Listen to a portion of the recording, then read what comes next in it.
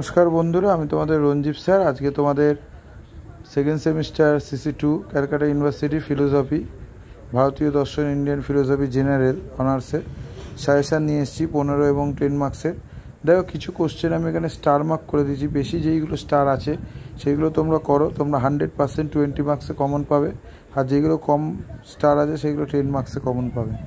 এই কোশ্চেনগুলো তোমরা যদি এখন থেকে রেডি করে রাখো, তোমরা সেকেন্ড সেমিস্টার কমন পাবে এবং ফোর্থ সেমিস্টার যাদের মাইনর ফিলোসফি আছে তারাও কিন্তু কমন পাবে এই কোশ্চেনগুলো।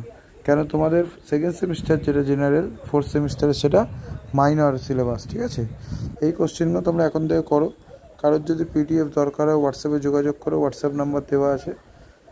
তার মধ্যে সবথেকে গুরুত্বপূর্ণ লাস্টের যে 4টে কোশ্চেন দেখো। ভারতীয় দর্শনের ক্রমবিকাশ আলোচনা করো, ভারতীয় দর্শন কাকে বলে, ভারতীয় দর্শনের প্রকৃতি আলোচনা করো, ভারতীয় দর্শনের উৎপত্তি ও ক্রমবিকাশ সম্পর্কে আলোচনা করো, বেদাত্তর ভারতীয় দর্শনের ঐক্যবদ্ধগুলি আলোচনা করো, চারবাক দেহত্ববাদ আলোচনা করো, এটা খুব ইম্পর্টেন্ট কোশ্চেন।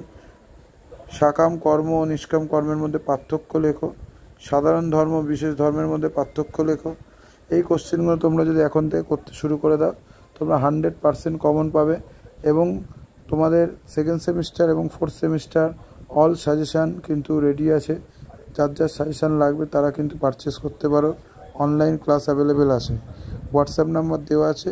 এই কোশ্চেনগুলো তোমরা করো, 100% কমন পাবে।